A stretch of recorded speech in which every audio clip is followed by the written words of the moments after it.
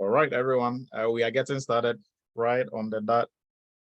So 7 p.m. Eastern, we started cyber chat today. As folks are joining, we will let them in.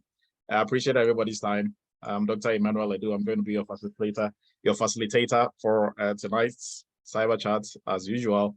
And tonight we are going to be discussing a very important aspect of cybersecurity, and not just cybersecurity, but a very important aspect of business in all aspects, right? So the financial aspect, compliance, financial aspect, compliance, operational, and cyber, IT, third-party risk management plays a vital role in all aspects of business, right? And you might probably have been doing something on these lines in your company, but maybe probably you don't know that some of the activities you've been doing kind of borders on third party as well. So we are going to get started. We are allowing folks in as they are coming. So if there is a little bit of delay and slowdown, please bear with us. So we are transmitting on YouTube as well, on our YouTube channel, Arithmis Academy YouTube channel. And for everybody on here, if you are new to the family, please do also subscribe to the YouTube channel. All our cyber chats are posted on the YouTube channel, so you have access to that if you need to learn more about cybersecurity and also get familiar with the family. So you are welcome once again. Like I always say, it's Friday night. You could have been anywhere else, but you chose to be here to share in the cybersecurity knowledge and to contribute to the discussion. So we appreciate your time and your dedication. So we are going to start, and always like we promise that you are going to gain something new from this, at least, learn something that you can use as a security professional moving forward, or even as a general practitioner anywhere in whichever industry that you find yourself in, right? So let's get started. You are welcome to Arithmis Academy. If you are new to Arithmis Academy, we are a cybersecurity training school based in New York. We train cybersecurity professionals, and we've been training cybersecurity professionals in the hundreds, right? So you are welcome. I'm Dr. Emmanuel Edu. A little about myself. I'm a former United States Army captain. I'm a QSA, and I'm the owner of a QSA company. I'm the CEO of a QSA company based in New York, a cybersecurity consulting firm, and also the founder of Arithmis Academy. I'm a former professor at University of Maryland Global Campus, and then also CTC. And I love to teach cybersecurity and other aspects, that I'll consider myself an expert, like leadership and management as well.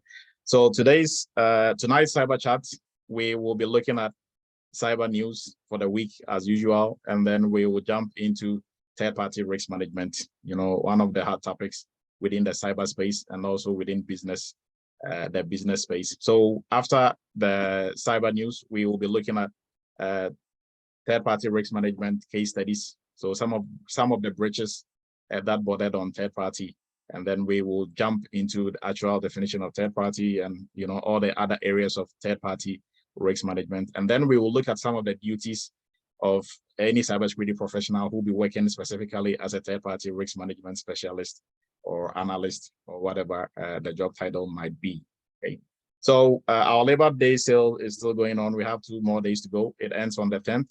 So 2 days to go. So if you want to take advantage of that, 30% off on all our courses, you'll be able to take advantage of that. So we are starting with our first cyber news. And our first cyber news, unfortunately, universities around the world, if they were supposed to take a cybersecurity test, most of them will fail. And this is the reason why. So a research was conducted by a cyber news research team, and they were investigating the websites, the strength, or they were investigating weaknesses found in the website of several universities around the world. And the findings that they came up with is a bit problematic, right? But it's also a good way for these schools to, step up their game when it comes to cybersecurity. So they did a research. I don't know how many schools they looked at, but they looked at some of the big schools around the world.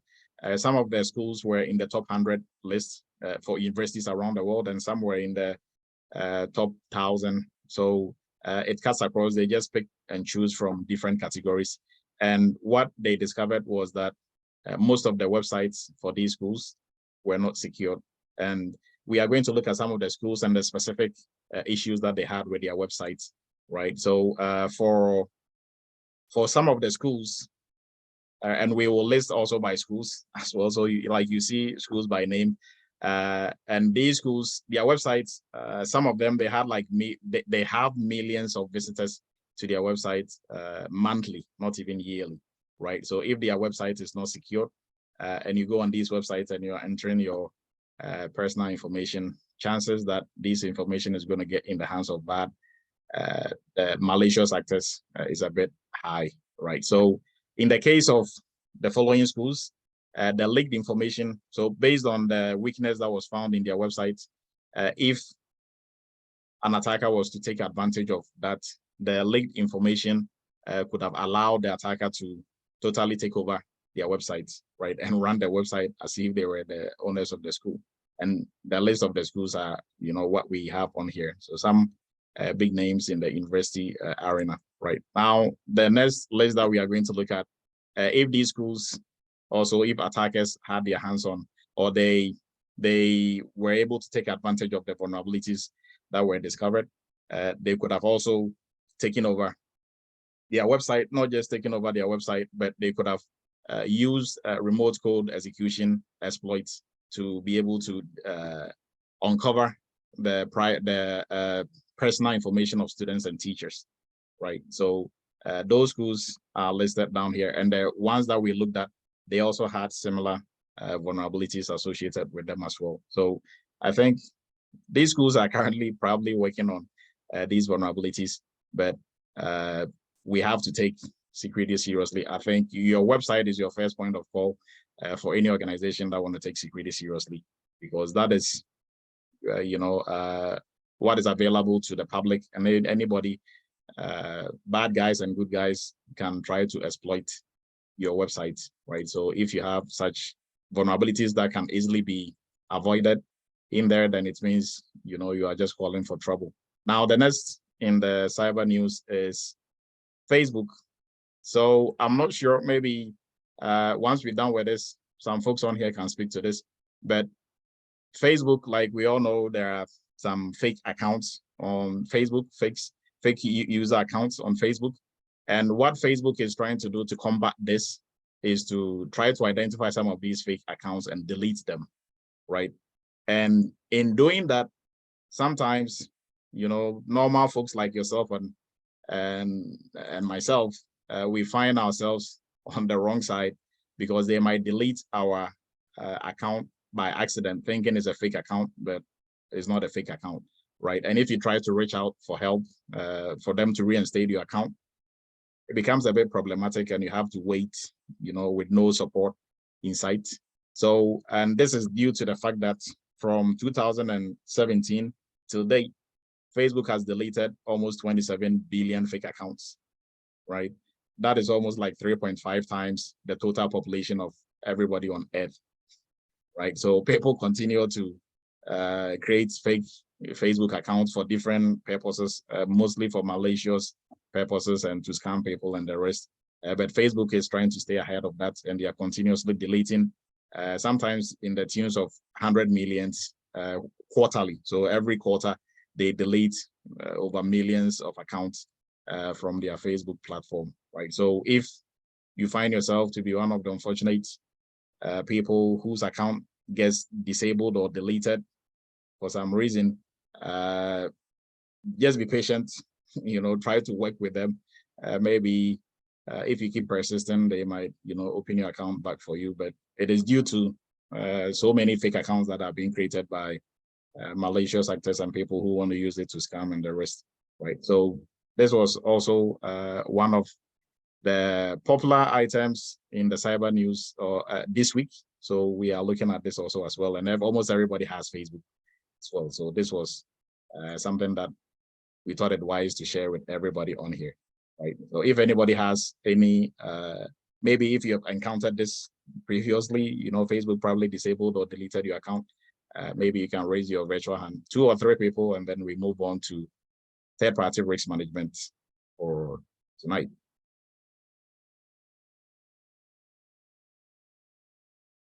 All right, so maybe we will put that on hold for now. We are going to move straight into third-party risk management, and this is how we are going to look at it. So Why is third-party risk management even important? We are going to look at why, and we are going to build a case of why third-party risk management is important. So we are going to look at a first case study. We are looking at two case studies, right? Our first case study is Target. So Target was breached, or they encountered a breach in 2013, right? And what happened, during this breach, and what are some of the things that led to it? We are going to look at all that, and that has a twist to third-party risk management and also to PCI DSS. But we are going to look at this third-party risk management tonight. So let's look at the background story. What happened? So Target, everybody knows Target. If you're not familiar with Target because you're not in the States, Target is one of the largest retail stores in the United States, and they suffered a huge, massive data breach. Target was one of the reasons why cybersecurity kind of just skyrocketed, and everybody was chasing cybersecurity professionals to come and help them in their companies. Target was one of those, like one of the reasons, because their breach was huge, and there was nothing similar to that until that happened, right? So it was big within the business community. So Target suffered a breach during the holiday season in 2013, and this resulted in the financial and personal information of approximately over 40 million customers were exposed. So attackers were able to get their hands on it. And then also later on, as the story was developing, we got to know that over 70 million customer records with their personal details were also compromised. So this was huge, almost 110 million customer information, financial information, and personal PII information was compromised. So if you're a company of this magnitude, or like a company of this high standard like Target, you don't want to be in the news for this. And what was the reason for this, or what caused the breach? What led to the attackers being successful with this type of attack? So the cause of the breach was that when an investigation was done, the attack originated from one of the keyword here, one of the third-party companies that Target was working with, right? Third-party HVAC vendor called Fazio.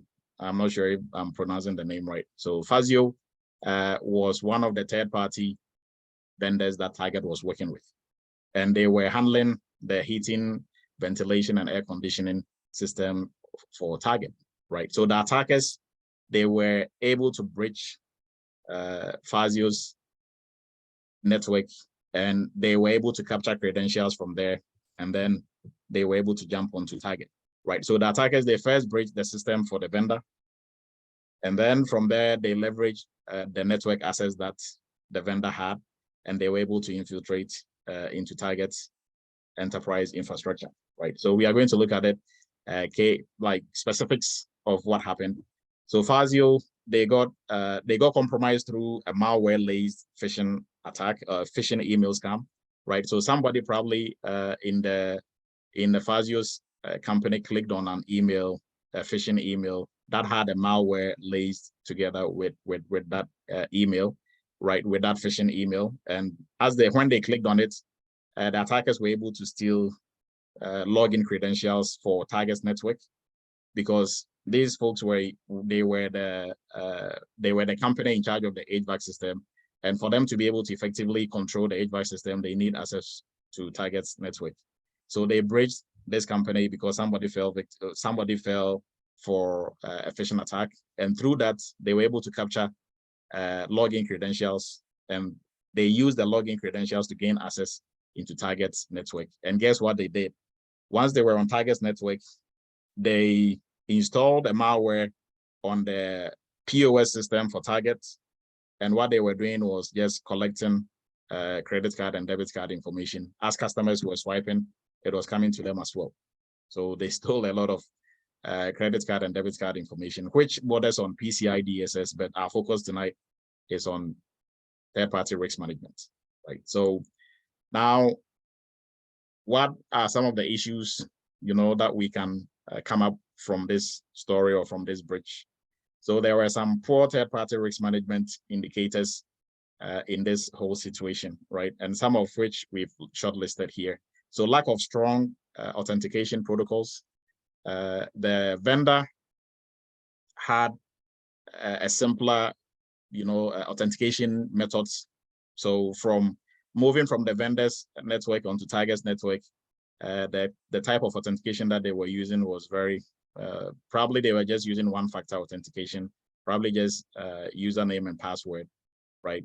Which was problematic. If they had like a multi-factor authentication in place or dual-factor authentication in place, although the attackers were able to steal the credentials, i.e. your username and password, they would have still needed to, authenticate through a different factor of authentication, right? So either something you have, something you are, something you know, right? Or somewhere you are to be able to get on there. So either after entering your username and password, you were required to probably use your fingerprint, or they were going to send a PIN to your phone for you to put in the PIN. None of that was in place. It was just username and password. So if somebody had your username and password, like in this case, they could easily get onto Target's network. So that was one problem. Now, inadequate continuous monitoring.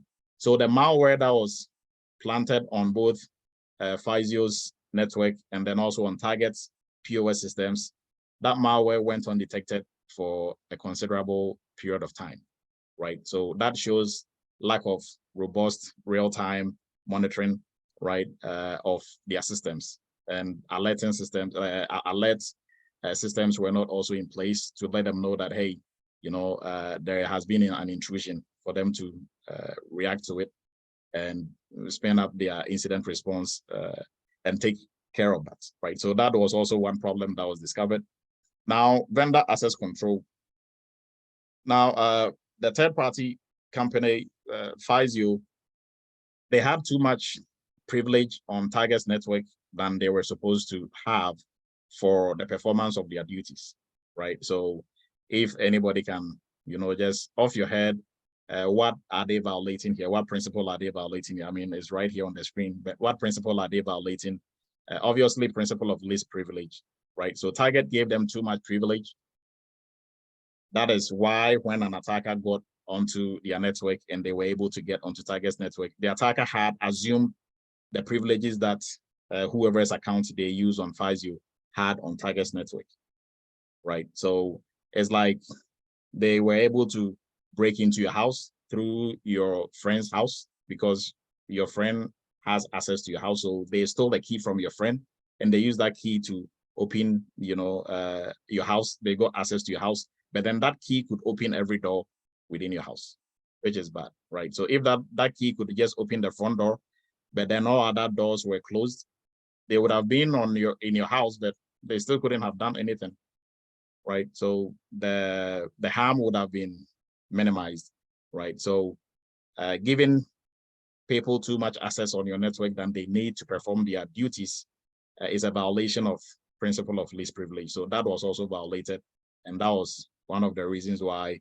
this attack was successful. Now, the last item that we are going to look at is insufficient network segmentation, right? So if you are new to cybersecurity, you are new to IT, don't get carried away. These are all big terms that really, if we break it down, is not as difficult or as technical as it might seem, right? So insufficient network segmentation. Network segmentation simply is breaking down the network into smaller chunks, right? So, and all the smaller chunks of network within the bigger network, they all have their own security controls. So you cannot easily move from one smaller network to the other without having to authenticate or having to prove or provide the credentials that is needed to have that access, right? So they didn't have sufficient, Target didn't have sufficient network segmentation. If they did, the attackers couldn't have just, laterally move around on their network that easy, right? So that was also another problem, or some of the poor indicators, TPRM indicators that facilitated this type of attack, or that allowed attackers to easily go through this and execute this form of attack, right? So with that being said, we are going to move on to the next case study. And then after the next case study, we are going to start building our case. But now I think it's very obvious. Everybody is getting an idea of why third-party risk management is important. And we are going to look at the steps involved in third-party risk management, right? So the next case study is, okay, let's look at the aftermath first, and then we'll look at the next case study. So whenever there is a breach, there are a lot of problems that are going to follow, right? And example of such problems is what we are going to be looking at. So if your company encounters a breach, there's a financial impact. For small to medium companies, statistically, small to medium companies that experience a data breach, they tend to go out of 68% of them will go out of business, I think, in the next year, right? So 68% of small to medium companies that encounter data breaches, they go out of business within 12 months because of the financial impact, right? So for a company like Target, they can, still stand on their feet, but the monies that they lost due to this was no small money. So they lost, or the expenses that were related to the data breach, it were in the tunes of 200 million for banks and credit unions associated with Target. And then for Target as a company, they lost over $162 million in 2013 and 2014. That was no small money. Even today is no small money, right? So if they had to invest in cybersecurity professionals, or more cybersecurity professionals, and invest in more cybersecurity resources to help prevent this from happening, for example, invest in maybe more PCI DSS specialists and TPRM specialists, and just a whole army of cybersecurity professionals, I don't think it was going to cost them $162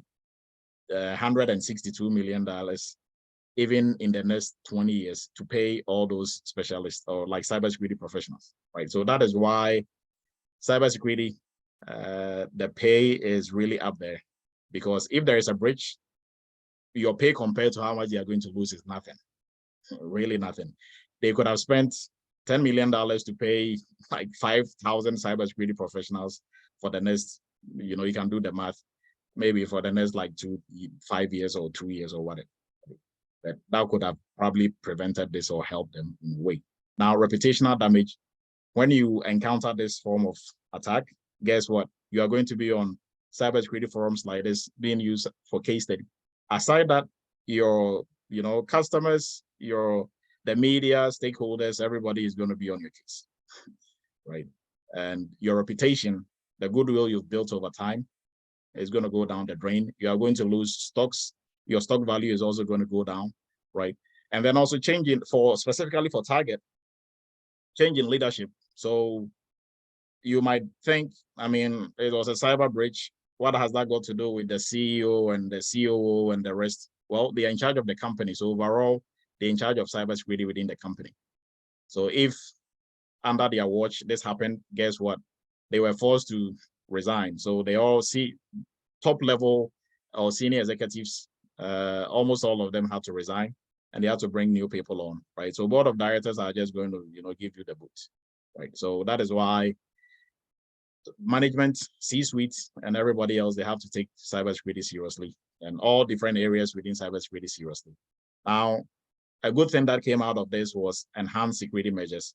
So because of this, now Target, they have a more robust security posture, or they have a more robust security program going on, right? Including third-party risk management, PCI, and the rest, right? So that was an enhanced security measure, was something that was good. Now, the next case study is Home Depot. So Home Depot also just following Target in 2013, 2014, they were next they were like next in line to encounter this breach, right? And Home Depot also suffered similar fate like Target. So for Home Depot, they are one of the leading home improvement retail companies in the US. Their breach, they suffered almost 56 million credit card and debit card information being lost, of their customers being stolen by attackers. And the Home Depot's breach is by far the largest data breach involving payment card systems, right? So within the PCI space, they are still holding the title. The biggest breach that borders on PCI and card payment systems is Home Depot. Like, they beat Target to it. So Target was almost what, 40 million at the start, and then 70 aftermath.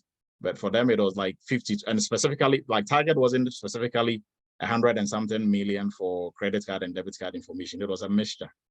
For Home Depot, it was 56 million credit card and debit card information that was stolen, right? So they still hold the title, and that is a bad title to hold anyways, right? And the cause of the breach was, keyword here, third-party vendors' credentials were stolen, and those credentials were used to get onto Home Depot's network. So we keep running into third-party vendors, you know, who are, they are the cause of this, right? It was through them that the attack was successful, right? So maybe the attackers tried to breach the network for Home Depot or try to break the network for Target. They were not successful. So they looked for an easier way out. So these third-party vendors were not taking security seriously like they were supposed to, and they were able to go through these third parties and get onto the networks that they actually wanted to get on.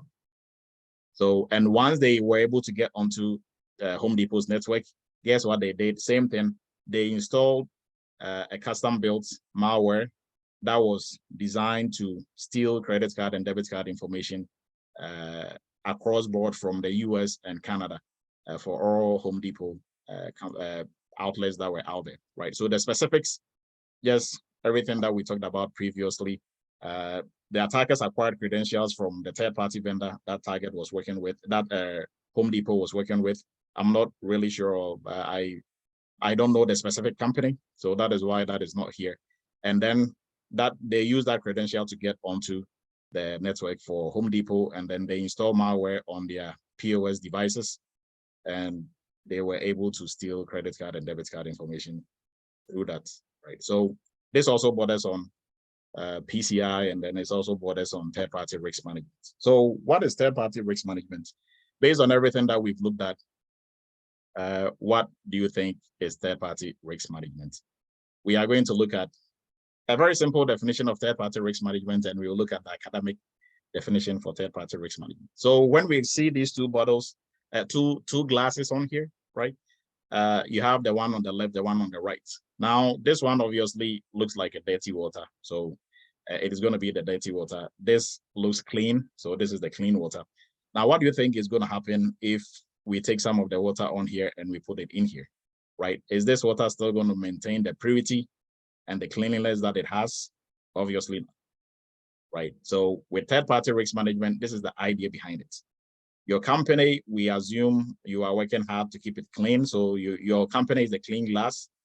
The other company you want to work with in any shape or form, whether they are providing consulting services, they are providing software as a service to your company, they are providing hardware, software, they are the third party. We call them the third party service provider or the third party company. So the third party company is this company, right? It's this glass right here. If the third party companies, and the water in here is going to be your security posture. So if your security posture is clean, so you have a good security posture, you know, you are doing everything right. If that of the third party company is not as clean as yours, and you want to mix, you know, you want to do anything with them, guess what? Very soon you're also going to look like this. And attackers can easily, because now you are looking like this, you are going to attract attackers very easily, right? So Olan, I'm going to get with you as we are moving along. So this is the idea behind, if you didn't get anything from today's meeting, this is the idea behind third-party risk management. If you are clean, you want to work with somebody who is as clean as you or even cleaner than you, right? So clean here, we are referring to, when we look at third-party risk management in general, we are looking at clean financially, you know, cybersecurity, IT-wise, operationally, and everything, right? If you are looking specifically at cybersecurity, then clean when it comes to cybersecurity, right? So you have a very strong security posture that attackers cannot easily, you know, break into your network, and then in so doing, get to us, right? So this is very simple illustration for you to understand what the whole idea behind third-party risk management. So companies today, everybody, there's no single company that works alone. You cannot function as a company without using products, services from other companies, right? And the other companies that you are using their services and products, they are considered a third-party company. So all companies rely heavily on other companies to provide services to them.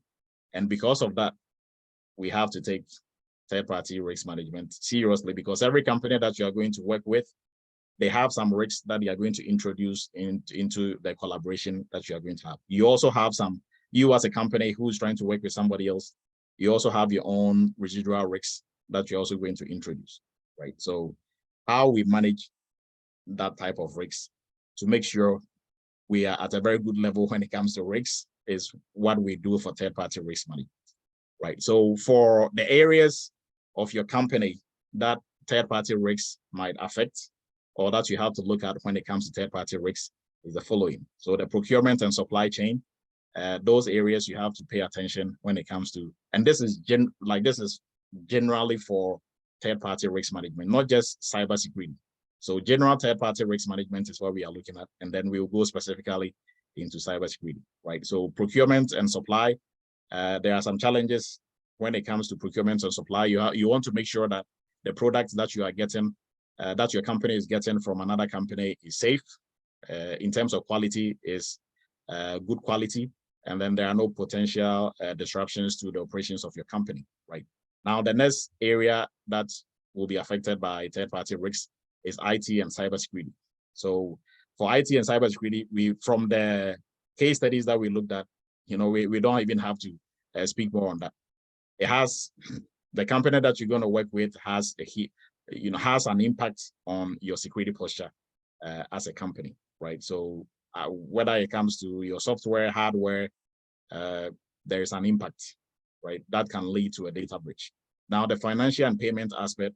So you also want to make sure that activities that are fraudulent in nature, you're also doing away with that, and you are mitigating that risk. So that will be on the financial risk aspect. So when it comes to third party, we do third party in all these areas, but for us as security professionals, our focus is mainly on the security side. So within your company, for third party risk management, the finance folks are doing their own, legal folks are doing their own, operational infrastructure are doing their own, but for us as security professionals, our focus mainly is on the IT and cybersecurity space, right? So when it comes to legal and compliance, yes, it plays a key role. Third-party companies can affect the legal and compliance aspect of your operations. And an example, if there are international regulations or regional regulations that they have to follow, right? So example, when, I'll speak to cyber security and IT because that is our field. So if your company has to stay in compliance with any framework like PCI, DSS, or HIPAA, right?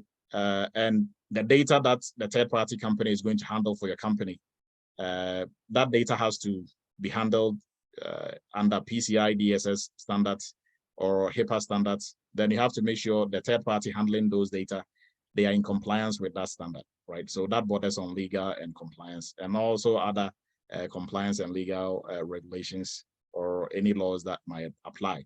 And when it comes to operational and operations and infrastructure, that also, your company also faces some level of risks being introduced with from the other company that you want to work with, right? So we are going to move forward and look at, this is a summary of everything that we talked about. So we'll move forward to some of the processes or the processes involved in third-party risk management. Now, these processes are generalized for all areas, whether you are in the financial side or you are in the cybersecurity side.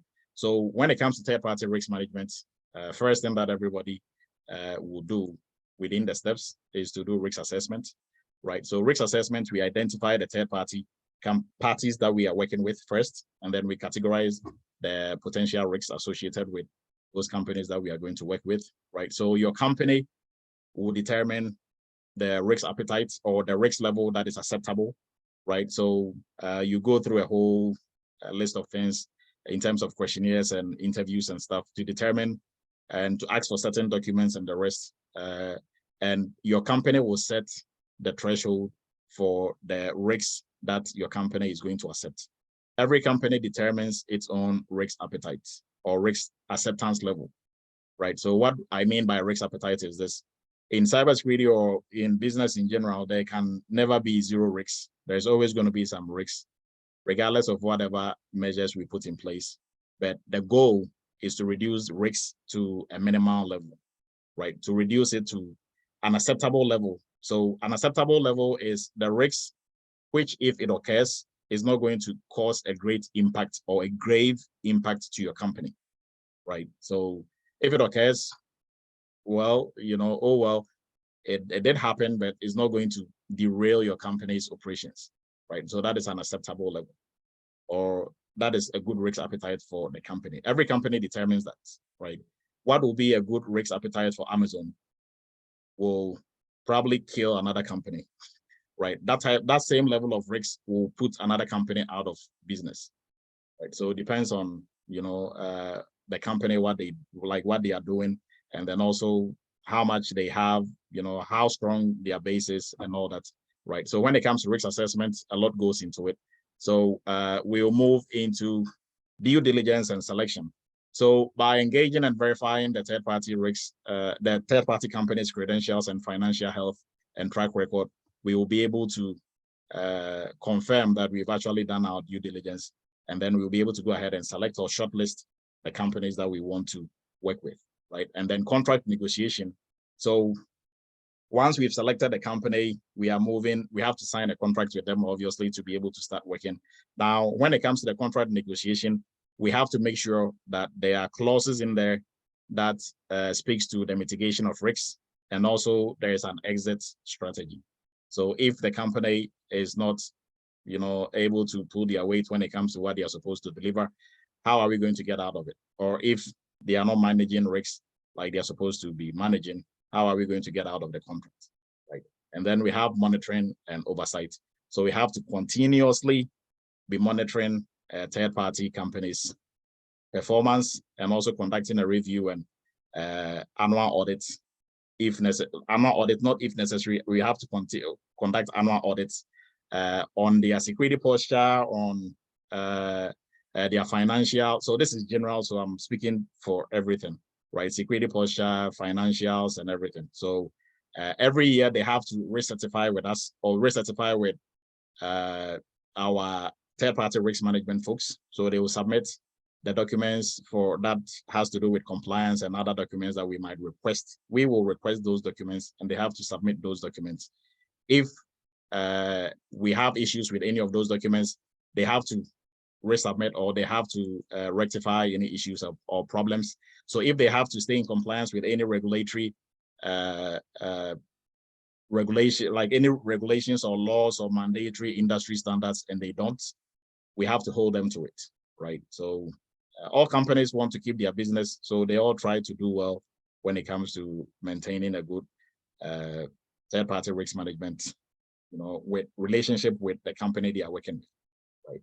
So this is a summary of everything that we talked about. So when it comes to the risk assessment, identifying the third parties and their respective roles, assessing potential risks associated with the third parties. When it comes to our due diligence and our selection, verifying the third party track record, reputation, and evaluating their financials. So this is for general third party risk management.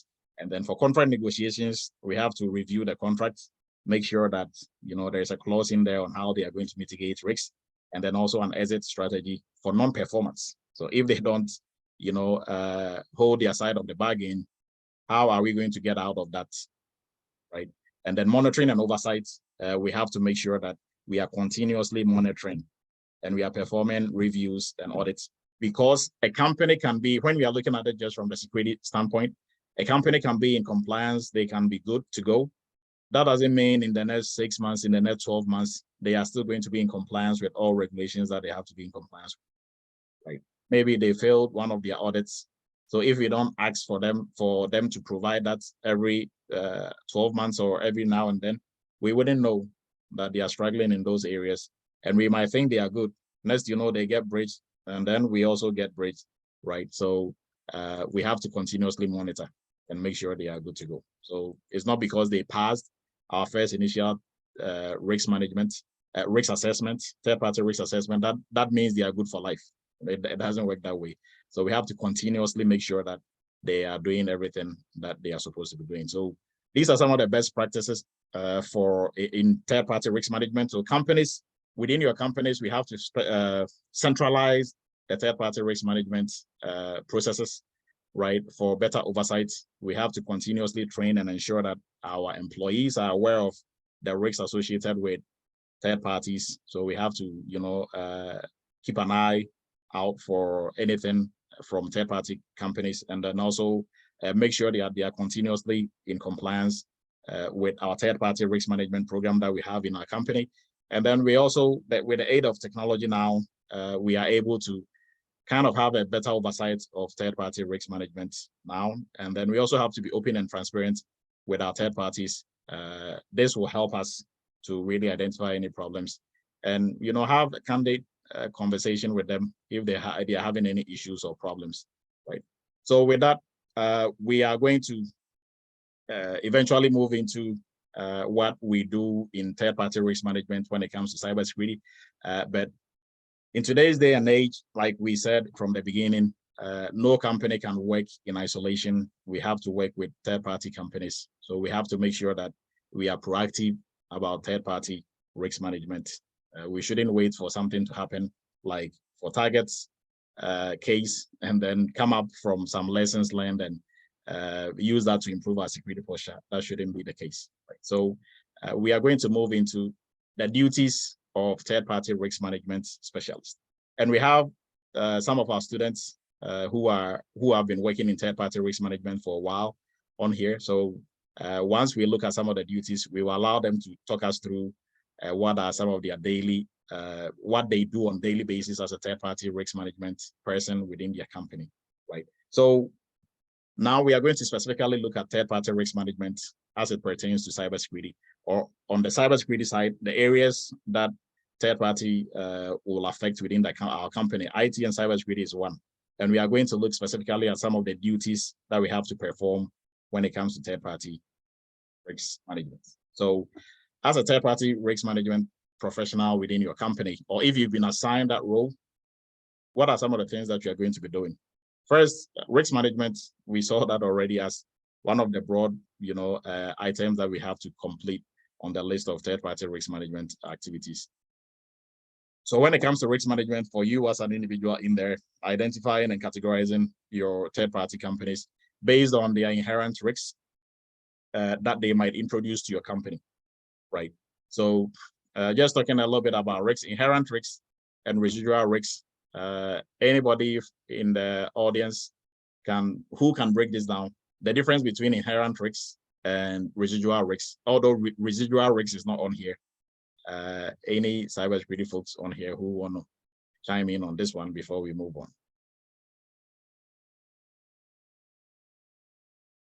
I think I will take it up. Okay, go ahead, Johnson.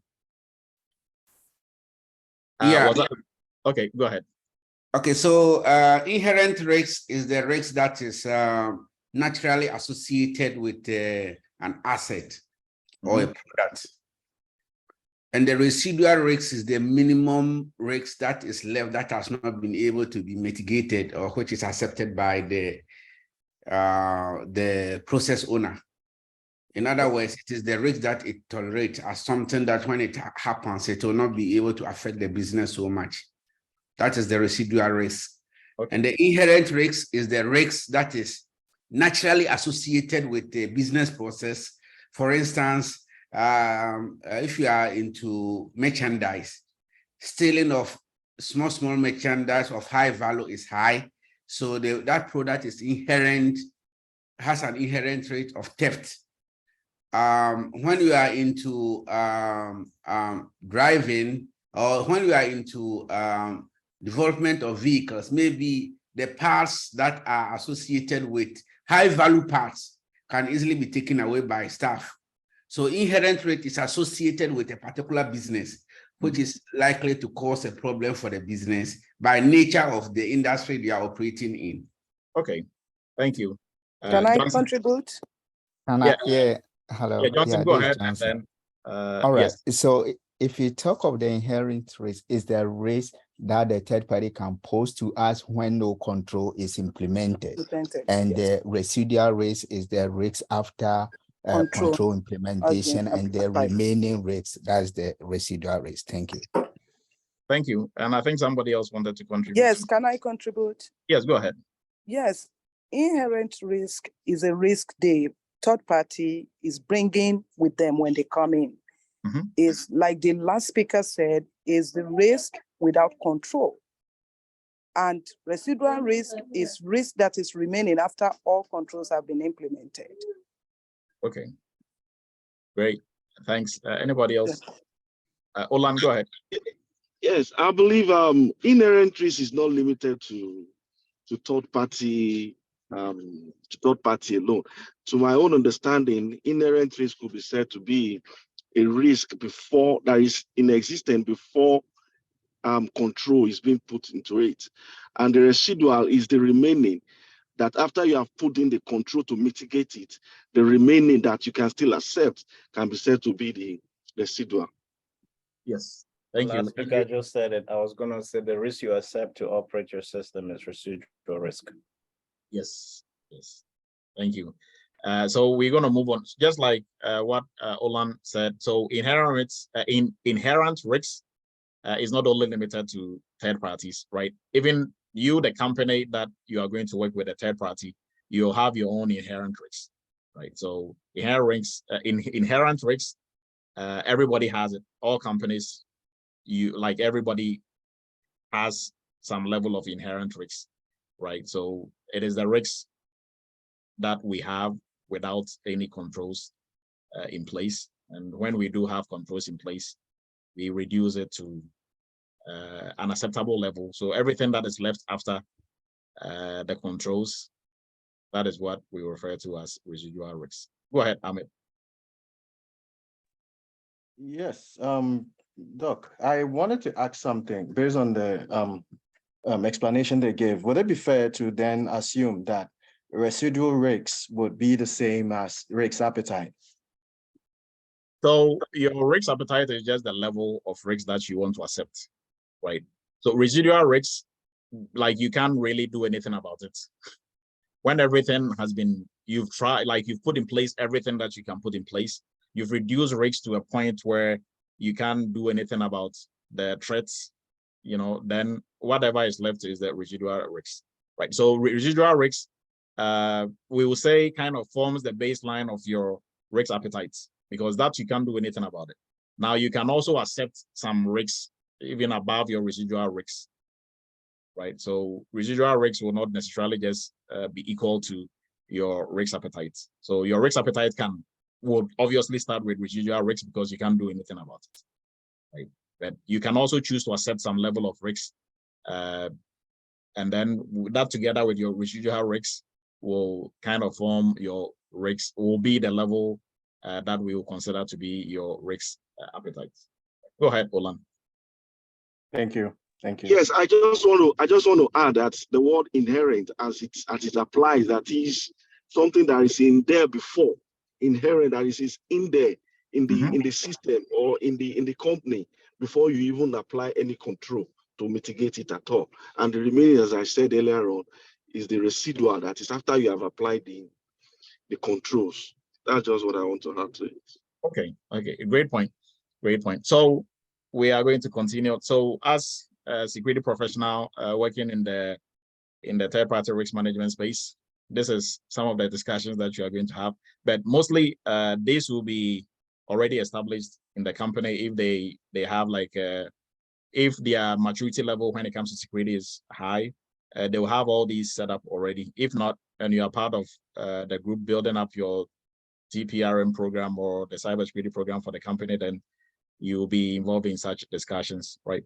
And as part of the risk assessment, you do an assessment of the third-party risk management, the third-party company security posture, and you do that through questionnaires that you are going to. So you have your third-party risk management questionnaire that you're going to send out, and then also through interviews, and then sometimes on-site audits also as well, right? So, and mostly we rely on independent third-party audits on those companies that we want to work with, because we cannot just go to a company and ask them, hey, can we do a vulnerability scan on your network? That is not done anyway, right? But we are going to take the report of a penetration testing that an independent company did. So if that company said they were good, okay, then we will accept that they were good, right? So if the company did a PCI DSS audit on them and they passed and they have their report on compliance, we will accept that, right? But we cannot be the ones going there to test and to, you know, look at their systems directly. So through questionnaires, through interviews, looking at some of their documentation and evidence they are going to provide us, that is all part of what we do when it comes to the risk assessment aspect. And then also we determine potential risks associated with the third party based on their access to the kind of data we are going to allow them to have, and then also systems that they are going to have access to and infrastructure that they are going to have access to, right? And then we'll move into the next step, due diligence.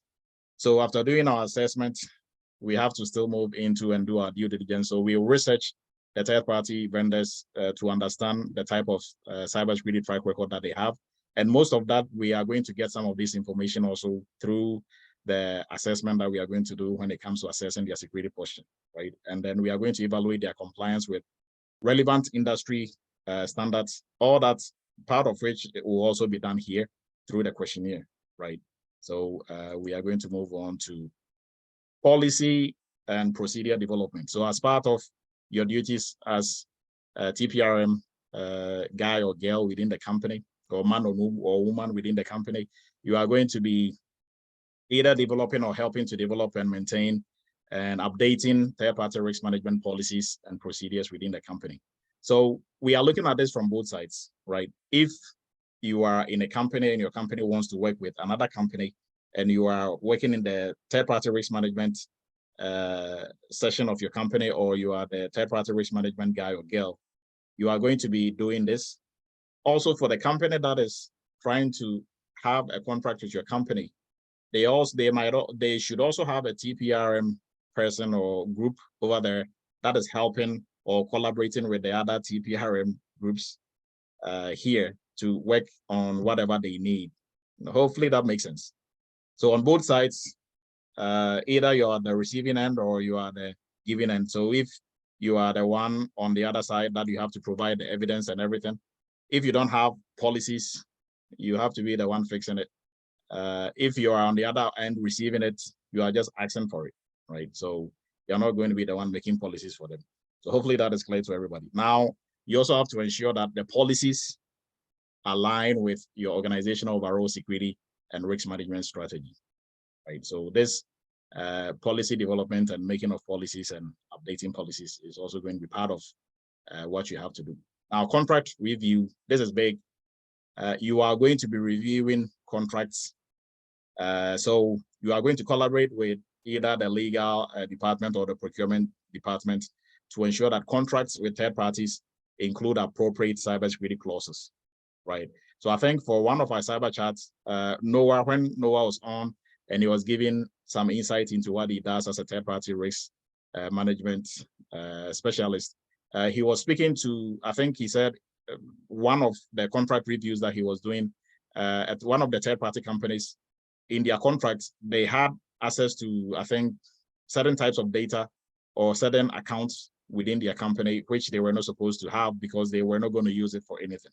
But as part of their contract, they had access to all these resources. So he had to, you know, bring that up, and they had to take that out of the contract, right? So that is part of the job that you are going to do, doing contract review. So as you're moving through this, you know, one thing is going to be obviously maybe clear to a lot of people that one of the soft skills that you need for this area is attention to detail.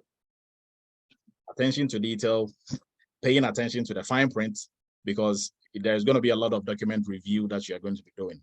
Chances that if you are the type who just overlook stuff and, you know, you have read things, you don't read the whole entire document, you wouldn't be able to function effectively here. You might be, you know, going through the motions of working, but you'll be missing a lot. You know, you don't want to be the professional working in this field and something goes wrong and they'll be able to track it and say, oh, you didn't review this well, or you didn't look at this well, right? So attention to detail is key here, right? So as part of the contract review, you also have to ensure that contracts have stipulations for regular cybersecurity audits, incident response obligations, and data protection measures, right? So, and then also, I think we will look at continuous monitoring. So that is also kind of part of the contract review that you are going to do here. So continuous monitoring, next one. So continuous monitoring, we have to continuously monitor, you know, the security posture of these companies. And how we do that is making sure that everything that we got at the beginning, before we allow them to work with us, we have to go back to that and make sure they are maintaining, you know, those. So if they gave us some compliance reports that were for this year, next year, when, you know, within the 12 months period, we have to ask them to bring a new one to replace the old ones that they had. That will let us know that they actually passed their last 12 months audits or they didn't, right? So continuous monitoring will also help us to ensure that we are keeping our fingers on their pulse to make sure that, you know, everything is going fine, right? And then we'll move into incident management. Key, incident management is very key. So from the case studies that we looked at, if the two companies or the two third-party companies that were breached first before the main companies, Target and Home Depot, were breached, if they had a good incident response program in place, they could have probably caught or handled the incidents before it even got to their companies that they were working for, right? So incident response management or incident management is key. Every company is going to get breached at a point in time, right? It's a matter of when every company will get breached. Now, the impact of the breach on your company will partly be based on your company's incident response program that you have in place. If you have a very good incident response program in place, you can easily bounce back from whatever attack. And, you know, it might look like nothing happened. If you don't have anything in place, a very simple attack will, you know, cause a grave impact on the operations of the company, right? So when we do third-party risk management, this is also one area that we look at keenly. So collaborating with incident response teams to manage and mitigate any security incidents related to third parties, and then also ensuring that third parties, they have their own incident response programs in place that they'll be able to mitigate any incidents that they might encounter themselves. Now, awareness and training. So we cannot take away training because when we look at security, we always look at it in three lenses. Anybody want to help me out here? At least I know I have some folks who, you know, pay attention to like some of these things. So when we are looking at or addressing any security problem, we look at it from three main lenses. Anybody want to help us here before I build my case on training and awareness? People, processes, and technology. Yes. Thank you, Malachi. So every discussion in security, Olan, go ahead. I think Malachi beat you. Yeah, he said it exactly. That's what I want to say too. Okay, so yeah, what I always encourage everybody to, you know, have at the back of your mind, whatever problem or issues that you come into contact with in cybersecurity, if you have to solve it, look at the problem from the people, processes, and technology lenses, right? Now, when it comes to people, processes, and technology, out of the three ways or out of the three areas that, you know, security will like that we function in when it comes to security, people are the most problematic. Now, if you paid attention to the case study, there was like the initial entry was through what? A phishing attack. And who will fall victim to a phishing attack? People, processes, or technology? Obviously, people. Right? You cannot trick a server to click on anything. You cannot trick processes, okay, to click on anything. Now, people are curious. People are greedy. People don't pay attention. People, I mean, everything is, all the problems and all the good things are from the people side, right? So people were the ones who clicked on the phishing attack. So you think if this company was taking training and awareness seriously, security awareness, training and security awareness seriously, and they were conducting security awareness training monthly or so for their employees, chances that somebody would have clicked on such a phishing email would have been way less than probably it was when the person clicked on it, right? And that just one click led to $200 million in damages and $200 million in 160 million in cost, right? So when it comes to training and awareness, most companies overlook it and they kind of because they are all biased when it comes to people, processes, and technology. We all focus on the technology aspect. Let's get the new top of the line firewall. Let's get the new SIM tool. Let's get the new, all that is good, but you can have the best firewall ever. If somebody just click on a silly phishing email, your whole infrastructure is coming down, right? So people, processes, technology, people are the most problematic. So we have to focus and invest more when it comes to security awareness training, right? So Lumen, I'll get to you here shortly. So with that being said, we have to conduct awareness program for internal stakeholders and also for our third-party companies. We have to ask them, as part of our questionnaire, what they have in place for training and awareness, right?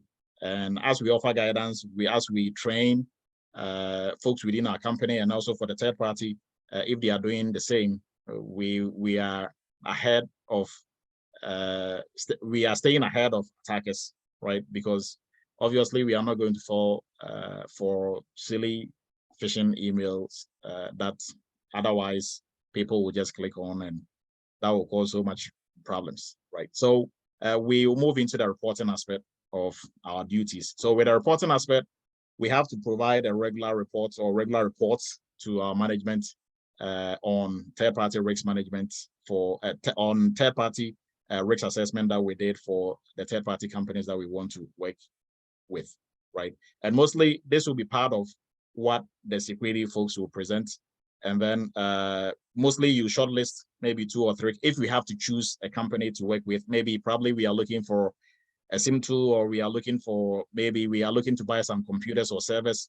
We will come up with at least 2 or 3 companies, do a third-party risk management when it comes to cybersecurity on them, and then present a report to management, because management are the ones who are going to make the financial decision, right? So the finance folks are also going to look into these companies and make sure that on the financial side, their third-party risk management is also good, and everybody else is going to do this, and then we will eventually present these companies and management to choose one. So we also have to update senior leaders on high risk findings on third-party companies that we might be working with, right? So if all of a sudden you are working with Lumen LLC, they are all good, and then as we are doing our continuous monitoring for them, when we ask them to submit their report on compliance and others documents, now everything that they are submitting, they fail their audits, their SOC 2 audits, they fail PCI, they fail this.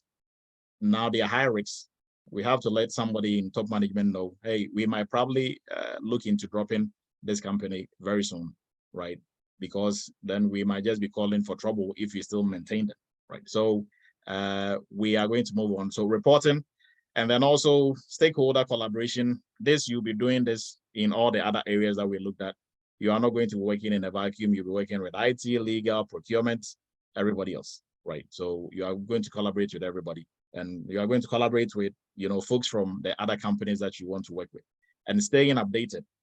So as security professionals in this area, we have to make sure that we are staying abreast with emerging cybersecurity threats and vulnerabilities, and also all best practices, right? So if there are any industry regulations and compliance standards that we have to stay in compliance with, or our third party has to stay in compliance with, we have to make sure we are up to date on those standards. If there are any changes or any updates, we are tracking all that as well, right?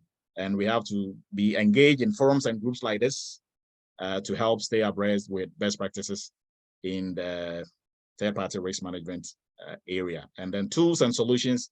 Now there are some really cool tools that we can use to help monitor third-party activities So with that being said, we are going to wrap it up. And then I'm going to open the floor for, I think I saw Noah and Michael and, some folks. Ruth also works in third party here. So they can give us a rundown on what they do on daily basis, some of the tools that they use and stuff like that. Now for us, if you want to work, so before I even get to this point, so when it comes to third party risk management, right, it's a field that is a very good field in cybersecurity as well. Now, and like I always say, we have students who are working in third party. Our training when it comes to if you are starting off in cybersecurity, starting from zero, the training that we give you in the entry-level course and the internship, we are training you to be dynamic. You can work in third party, you can work in auditing, you can work in all areas because we are giving you the foundation, right?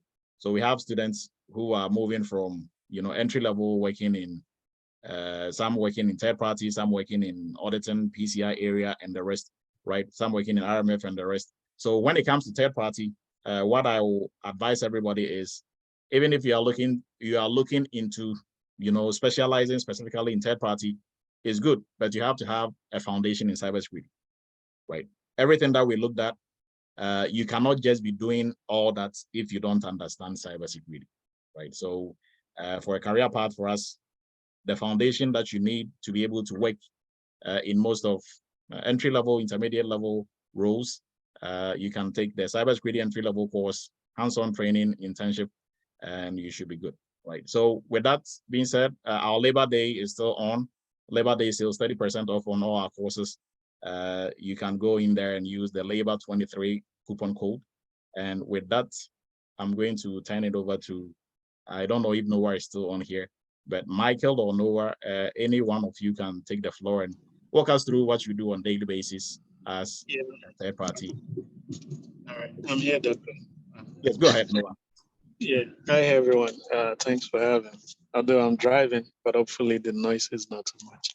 So about the third party risk assessment, it's part of what I do on a daily basis because I work with different vendors in onboarding new vendors into our company.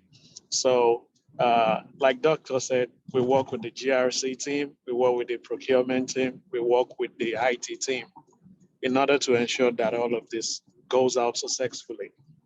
And basically what we're looking at is if just in case any third party is exposed, so we want to look at the type of data that we share with them, how sensitive these data, most of these data are, and if it's something that we need to reach out to our client, I mean our own client, to notify them in regards to this breach, or if not. So we want to look at all of that.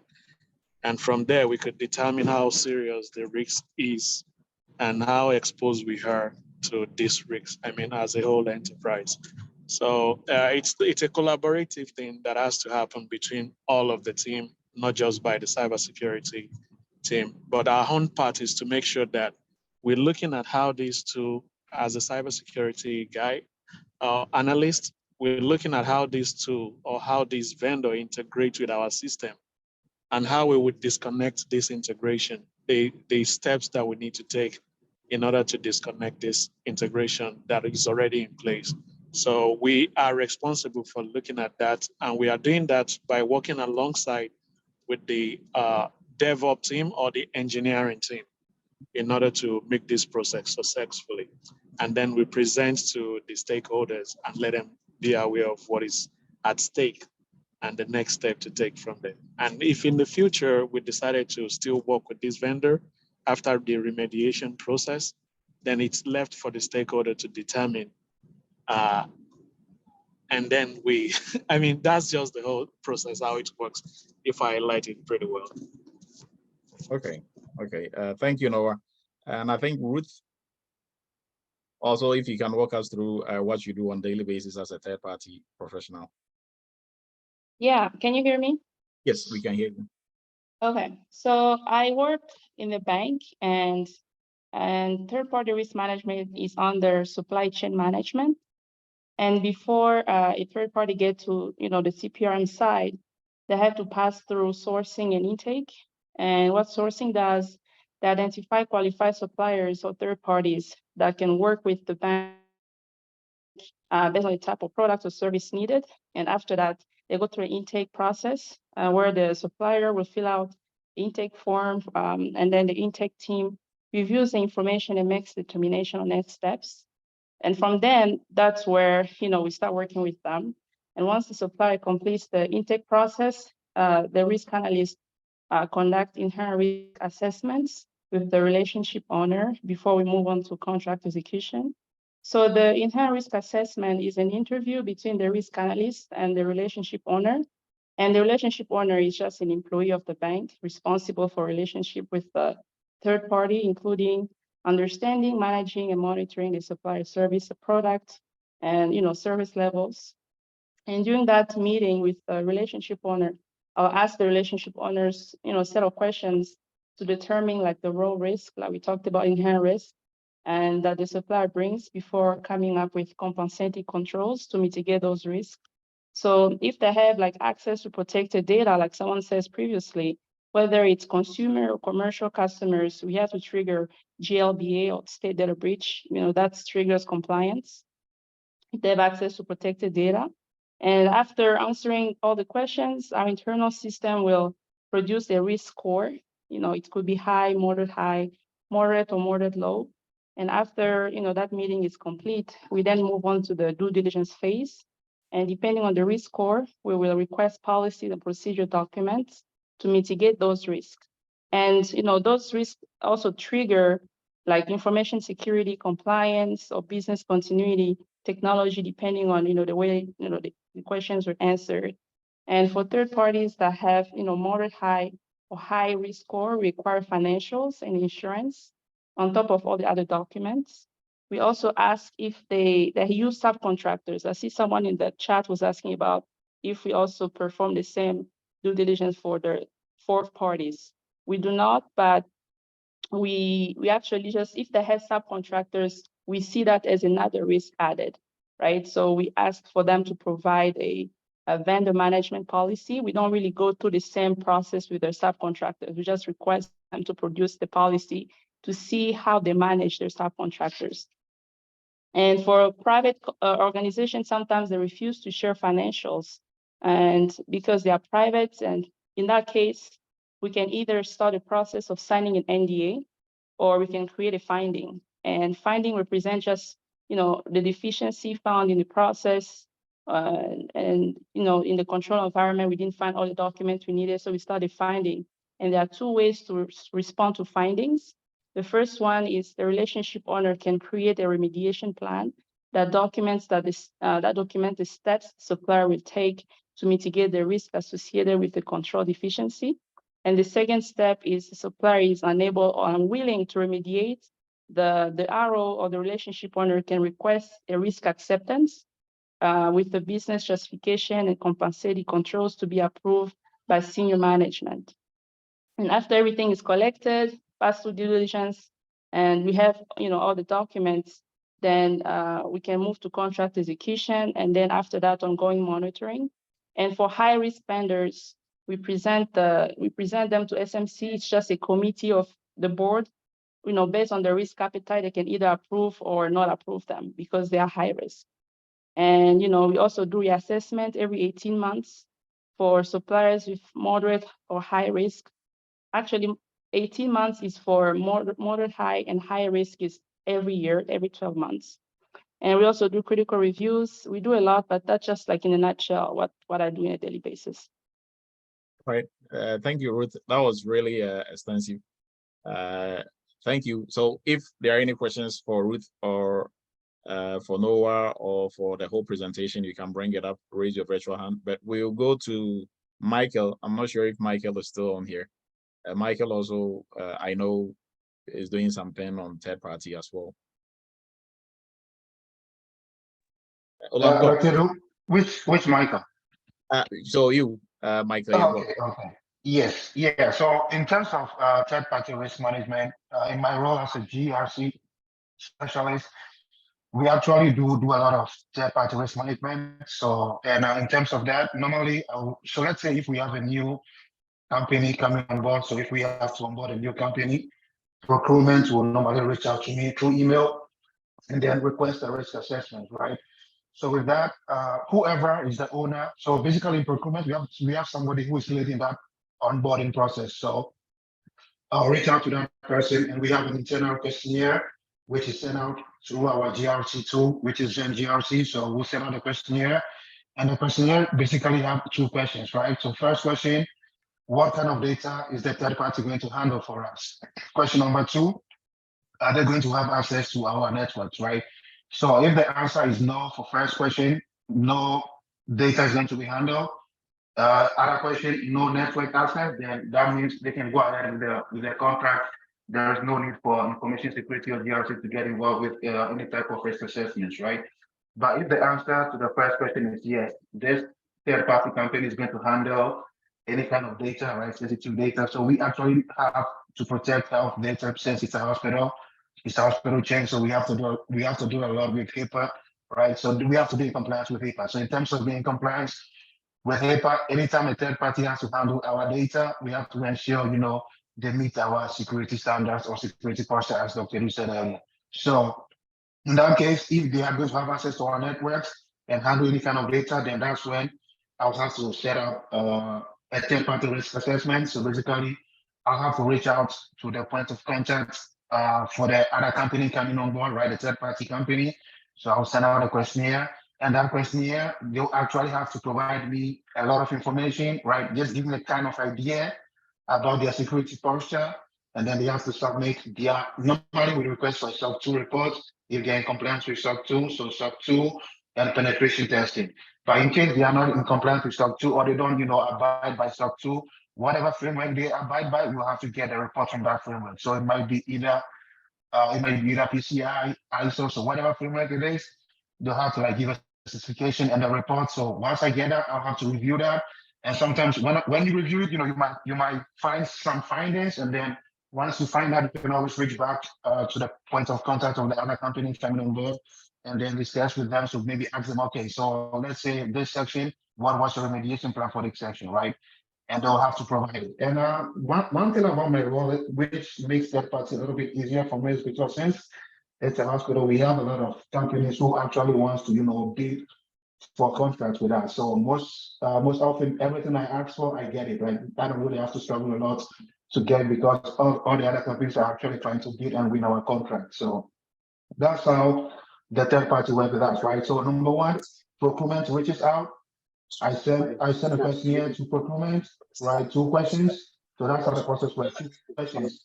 Are they going to handle our data, or are they going to get access to our network? If it's no, then I give the go ahead to procurement to go ahead with the contract, right? But if in case those two questions, one answer comes back yes or both, then I have to do a risk assessment. So risk assessment, you send out a questionnaire, and then you request for SOC 2 report or penetration testing, right? And also one thing I want everybody to be aware about third-party risk management is that you always have to be aware of the security posture of the companies you are doing business with. So let's say, for example, if a company I do business with, get hacked, right?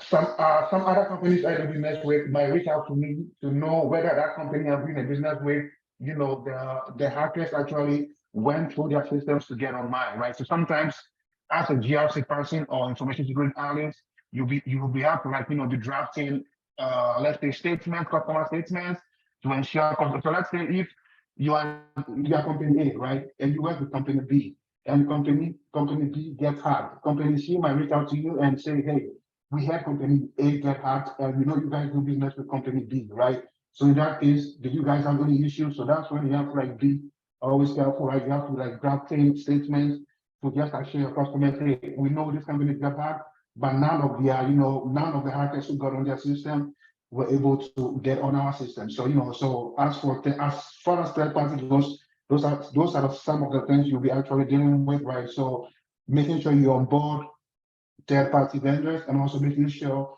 you assure your customers that everything is okay, and whenever there is a hack, you have to be able to demonstrate or ensure to them that, hey, even though this company I work with got hacked, everything is okay on my side. So I think as far as third party goes, these are some of the things I do. So, you know, if anybody has any questions, you can always, you know, ask or post it to the chat. So I think that's it for now.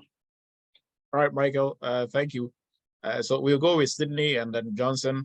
And I think if I missed anybody else, third party, you can please raise your virtual hand and also give your insights. Sydney, please go ahead.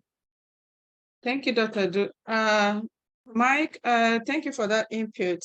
I had an interview on Wednesday with a consulting firm, and it was on third-party risk management. They had a couple of questions they asked me because I was prepared as a third-party risk analyst, you know, from the receiving end. But the questions were coming like you needed it the other way around. So what I did was I tried to like put myself in a situation I have to be assessed as a vendor. And then they were asking me about reviewing the penetration testing results and all that. And then I think vulnerability results, stuff like that. And he went a little bit technical with the controls, the protocols and all that. So now I lost it there. So when you are on the receiving end, it's kind of easier from what we're hearing. Have you had an opportunity to be assessed, and how do you handle that? I know they had asked me about having to assess third party from the cloud provider standpoint, right? And what I said was having to assess probably their parameters and where they are hosting the servers and all that, the data center. So I would want you to help me here and probably explain if you have been on the other side, you know, where you have to be assessed as a vendor before. Okay. Yes, absolutely. Oh, okay, go ahead. Michael, hold on. So before Michael goes, right, just this goes to speak to what like I was talking about. Okay. So most of the times people get in that space of, you know, I'm just going to study third party and go work in third party. I'm just going to study GRC and just go work in GRC because I don't want to be technical. What they forget is in cybersecurity, everything is everything. If you're in third party, you have to understand networking, you have to understand identity and access management, you have to understand. So during interviews, or even for Michael, even if you are the receiving end or you are the end that is being provided the document, that's at the end that is doing the assessment. When somebody gives you their SOC 2 report, if you've never seen a SOC 2 report before, you don't understand what is in there, you are not going to be effective, right? You are going to say they are good, even if they are bad. If you've never seen a penetration testing report, you don't know if like there's a scan, a vulnerability scan with the penetration testing report, you don't understand the ports, the protocols. You don't understand any of that, right? And you think you can just function because somebody showed you the steps in third-party risk management, so you are a full-blown third-party risk management professional, you run into issues, right? So I always encourage and I entreat everybody, you know, get your foundation right. If your foundation is right, you can work in any area of security because every area that you're going to go to, there you are always going to encounter all areas overlap, right? If you are specifically working in, let's say you are working in compliance, all you do is you are reviewing like compliance reports. You need to understand everything in security to be able to understand what is going on there. You don't have to be an expert in any of it, like any of it. You don't have to be a network guru. You don't have to be a cybersecurity architect. You don't have to, but you have to understand what is going on. So if we are talking about principle of least privilege, you understand what we mean. If we are talking about layers of defense and they are talking about, okay, they didn't have a multi-factor authentication in place, you understand what they mean. What are the factors of authentication? Which ones can we implement to, you know, be considered as a multi-factor authentication, right? So in every area, if you have a lot of gaps in your knowledge base, you are going to run into issues, right? So whether you are providing the documents to be assessed, before you even send your documents to Michael, if your company wants to work with Michael's company, you as the security professional there, you have to make sure that the documents you are sending are right. And if you don't understand, like they were done with penetration tests, they gave you the report, they have some remediations on it, you have no clue how to fix those remediations, you don't even understand those remediations that are on there. And you just send it out to people because they're asking for it. And they ask you, oh, is it these remediations, are they done? Oh, yeah, I think you have to understand that and make sure that folks who have to fix it, you don't necessarily have to be the one fixing it. If the networking folks have to, close some ports, you have to let them close it and do a risk scan and check, so you just have to understand what is going on, right? So that is just to help everybody else up on here, because people get in that space. I want the non-technical part. I just want to focus. Coding, forget about coding. When people just think coding, everything that has to do with coding is the only technical thing. No, just understanding simple concepts like defense in depth and the rest, they are all technical knowledge, right? So, and basic knowledge, basic networking knowledge, basic identity and access management knowledge, and all those, they might look basic and non-important, but it's what is going to set you apart from everybody. And you'll be able to function effectively everywhere. I really agree. And the only part that I just quickly had to switch over to the receiving end, okay, I had to if I'm here, this is what I would do. So I just quickly reversed, and then let's pray for the last stage. Great. So Michael, go ahead. Michael can go ahead and answer this. Yeah, so just a little thing I wanted to add was that, yeah, that's why, we always stress about having the fundamentals before, you start jumping into all hoops and all that. So, yeah, so with my first job, as I said, I'm actually on the giving end, right? So I'm the person requesting for that. But guess what? On the second one, I'm actually at the receiving end. So I have, constantly the product team reaching out to me because some of our vendors are requesting risk assessments on us. So I have to go in and then constantly be answering questionnaire questions, providing our SOC 2, because we are over there, we are also in compliance with SOC 2. So I have to provide our SOC 2 reports, and I have to provide our penetration testing as well. So, the most important thing is having the fundamentals. And once you have the fundamentals and the understanding, either being on the receiving or the giving end, it doesn't make that much of a difference, because the process behind it and the knowledge behind it is the same thing, right? So if, let's say, as Dr. Du said, you just focus on one aspect, and I said, oh, okay, the first one, I'm just the person sending out the questionnaire or, doing the requesting, and then I just relax, and then maybe the second one, I got there, and then didn't have any knowledge and any basis and any fundamentals, then I was going to be struggling a lot, right? But before jumping into everything, I made sure my fundamentals and my knowledge were solid, right? Once we have that solid fundamentals, background and knowledge in cybersecurity, being either at the front, that's the giving end or the receiving end, it doesn't make that much of a difference, because the knowledge and the understanding behind it is basically the same thing, right? So one you are just requesting, and the other one you are the person receiving. So it doesn't make that much of a difference. The most important thing is to make sure you have your fundamentals and your background clearly outlined, and that you understand those, right? So once you have those, yeah, it doesn't matter whether you are the person requesting the risk assessment or you're the person who has to provide information for the risk assessment to be done on you. So I think that, yeah, I'm not sure if that answers your question, but yeah, I think that's what I can say. It sure does. It sure does. Thank you, Mike.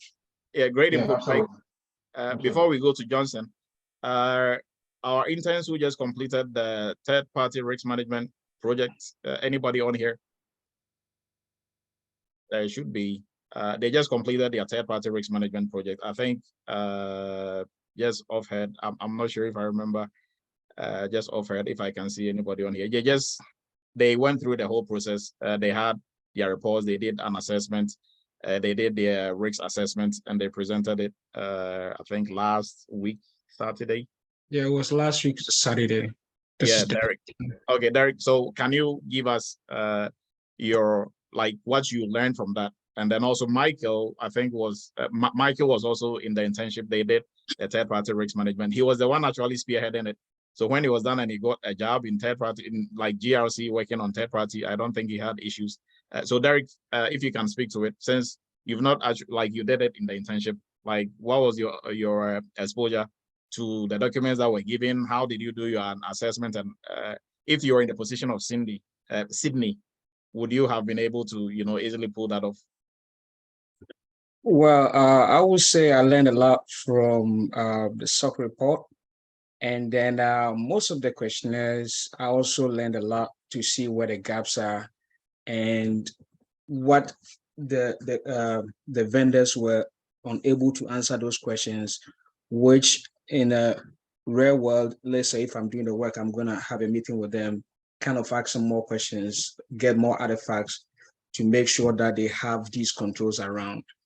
On the SOC report, I also learned that they were, I work on the Splunk SOC report.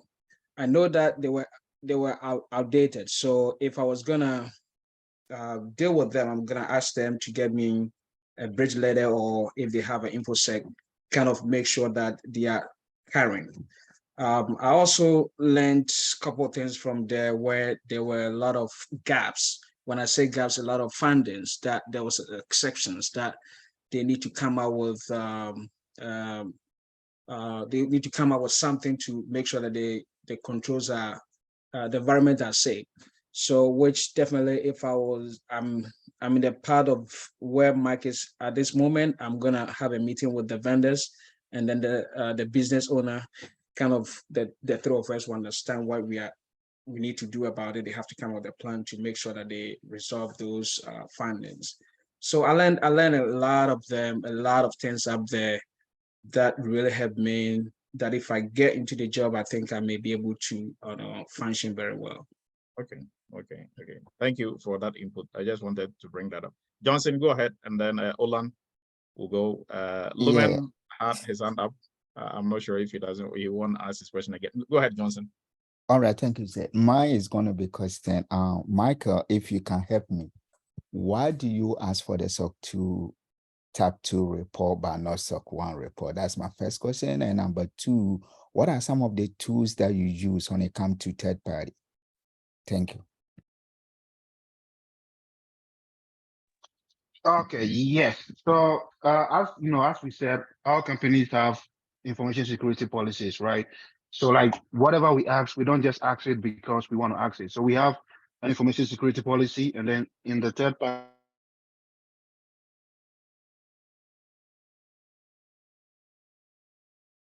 I think Michael is coming in broken. I'm not sure if it's my network.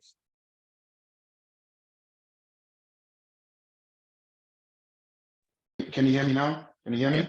Yes, we can hear you now. Okay, perfect. Yeah, so what I was saying is, yeah, so as Dr. Du has said earlier, every company, right, has an information security policy, right? So in our information security policy, when it comes to third-party risk management, we have a section for it, and it outlines what we have to write. We have to request from our third-party vendor. So part of that, we do have stated that we have to request for SOC 2 reports. So if either SOC 2 report and if they're not in compliance with SOC 2 report, then any other framework they're in compliance with, right? So that, and then I think the other question was, what tool do we use? So tool we use is Zen GRC, which is a GRC tool. So right. So, and as I always say to people, don't get too bogged down on the tools, because the tools, they can teach you those, right? So the most important thing is to understand the principles and then the fundamentals behind the processes, right? So the tools is just like driving a car. You drive a Toyota, if they give you an Nissan, you can drive it, right? So don't really focus so much on the tools, but on the processes and the fundamentals behind the processes you are trying to learn. And yes, and as I just said, we do have an information security policy, and then in those policies we have outlined the guidelines when it comes to dealing with third-party risk management. So everything you do, you don't just just do it or just make it up whilst you go. There is a security information policy for the company, and you have to follow those.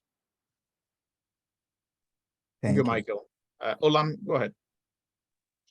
Yes, I just want to ask a question regarding the Home Depot and Target that was breached. Now, when the attacker installed malware on their POS, what's the role of EMV chips on the card? Does it mean it cannot secure the card holder data? That is number one. Then number two, again, with the breach, the attackers, does it mean there is no tools that could filter some malicious email whereby people, the employee this time around will not be in a high risk to be vulnerable to phishing and all that? So that's just my two questions. Okay, so to answer that, at that point, first off, Target and the Home Depot, they were not accepting, like they didn't have any means of accepting the EMV chip type credit card, debit card. And even in the States, by that time, it wasn't that common. We were gradually catching up on, it was very common in Europe. It was introduced in Europe and, we're catching up on it. So as part of the lessons learned and what they were going to do moving forward, they started accepting or implementing the use of, they started accepting cards that had the EMV chip on there. And then also, even if that was the case, once you dip or you swipe your card, the data goes to the company. So it goes from your chip, it goes from your card, the company has the data now. So whether you have a chip on your credit card, debit card or not, once you deliver that information to the company, they are the ones who are going to keep that data, right? So it depends on how they are going to keep it. That will determine whether when they get breached or they don't get breached, your data is safe. And for the companies that fell victim to the phishing attack, now there are tools that you can use to block phishing emails and the rest. But even with those tools, they are not 100%. So some emails will get through, it will block maybe majority of it now. And at that time, those tools were not as sophisticated as today. Today we have AI, sort of twist to those tools. So they're able to do more than back in 2013, 2014, right? So even the best way to really be able to thwart the efforts of attackers when it comes to social engineering, which phishing is one, is awareness and training. You can use tools all day, but you just need that one person to, one Johnson or one Olan to click on it, and then that's it. Everything will come, or everything will just come to a standstill. So all your operations and everything is going to be disrupted. So awareness training is the best. All forms, all types is the best to counter these sort of social engineering attacks, because the goal of social engineering attacks is to trick the people aspect of security, to make them do something that they would otherwise not do. So whether you are not paying attention or you are paying attention, they will trick you to do something, right? So if you are trained to identify those, it's not easy for you to fall for those type of attacks, right? Lumen, go ahead. Yeah, hello, Dr. Edu. I just want to emphasize on what you said before, two things. Number one, you talked about the awareness training for companies. And guess what? With my company now, we've been assessed by QSA. For example, we just found out that out of 1,000 employees, 600 people were not trained. Guess what? Are we going to submit that to the QSA? That's not possible. So, we are working on that. And number two, you mentioned about when this girl, sorry for her name, she's talking about being assessed, PCI. I have a little bit training from Dr. Edu, but not intense, and little knowledge from some friends. The reason why I've been able to be in the department and no one know that I don't know anything about PCI, and my manager loves me a lot. I don't know why, but it's because my background in cybersecurity is solid because of Dr. Edu training. I'm not gonna lie to you guys. The cybersecurity course, the entry-level course, is really good because it gives me an understanding of everything. So right now, I don't go to work and I'm scared, or if I don't know, I'll do research because I know where to find what I'm looking for. Example, I never seen a pen testing like a result before. But when I open it, I look at it, I saw 4 positive. I learned that already. So I went into it, I look at my preview. I'm okay, I got this, man. I talked to my manager about it. He only been in the company for 6 months. So we all learning, so we all doing everything, So just want to tell everyone, don't just BS the basic. I don't know where you are, who you are. It doesn't matter which control, what you want to do in cybersecurity. At least the basic will help you to go anywhere. Even if you don't have the, if you don't know anything, the basic will be there to support you, to give you something, to hold on to go anywhere. well, that's what I'm using anyway. I just want to, share that, Dr. Etu. That's all. Okay. Thank you, Lumen. You're welcome. And Lumen, during Lumen's internship, they came up with the best cybersecurity awareness training that I've seen so far. So I think in Lumen's company, he can do something similar and they are going to love it. Right. All right. Tunde, go ahead. Good evening, everybody. What I want to ask is that, do you teach third-party risk management in your PCI course? And should PCI ISAs, should they know about third-party risk management? Is it integrated? Okay, so third-party risk management is not necessarily part of PCI. It is part of PCI, but it's not, right? Just like how incident response is part of PCI, but it's not. So those areas, they are all full-blown areas on their own, right? So if you understand what you need to do in third party, as a PCI professional within the company, you are not going to be the one necessarily doing third party risk management stuff, or other. So you might probably your added on will be probably to help the SOC, like the SOC report when they have to go through SOC, or the SOX SOX. Sometimes they will push you into those areas because you are part of the GRC team, right? So third-party risk management itself as a course, it is like separate from PCI. But if you have a good solid background like Lumen was talking about, within third-party, Michael didn't take a third-party training. He took our entry-level course and did the internship. In the internship, we do third-party risk management. You actually do it. You're not just going to go through some training. You do it, you reach out to companies, you work on different stuff. With our last interns who just completed, we needed a tool. So they were the ones who went through, and we are the process of where we are going to sign off on one of the tools and start using it within our company. So they went through, got all the documents. Everything Michael is doing is what they did, right? Michael went through that. Lumen and the rest who've gone through the entry level, you go through almost everything. So within the entry level, during the internship, you go through incident response. You actually work in incident response. You work on third-party risk management. You do security assessment, assessing the security posture of the organization. You do a risk assessment. So you do a lot of, we expose you to a lot of the major areas in cybersecurity, right? So once you are done, you can work as a GRC specialist like Michael, or third-party risk management specialist like Noah and the rest. So you can function effectively everywhere. And even for Lumen has not taken our PCI DSS training, but he got a PCI job and he's able to function there with some little help from other folks in the PCI training because he has a solid foundation, right? So for our PCI training, we don't do PCI and third party. Third party is part of their sub requirements within PCI. So we are going to talk about it and move on, but it's not a full-blown course, so we don't combine the two. Right. So hopefully that helps. Thank you. All right. George, go ahead. Thank you for that. I wanted to say that in third party, one of the biggest headaches is people not following up when you respond to them.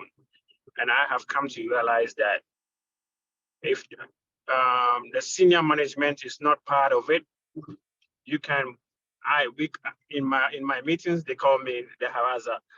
I'm harassing people, sending emails out, sending and sending, they don't want to respond. So now today like this, I had to keep calling people, and they said they don't even know anything about the security aspect, the risk assessment they're going to do on those vendors. And so now I told my boss, and I documented it to cover my back. So you can have everything, but people have found that are the hardest. You follow up with them, they don't want to respond.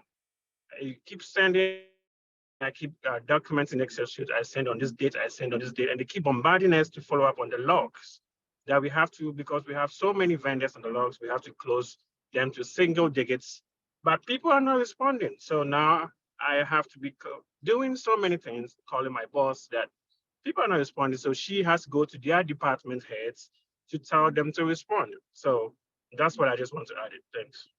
Okay, so thank you, George.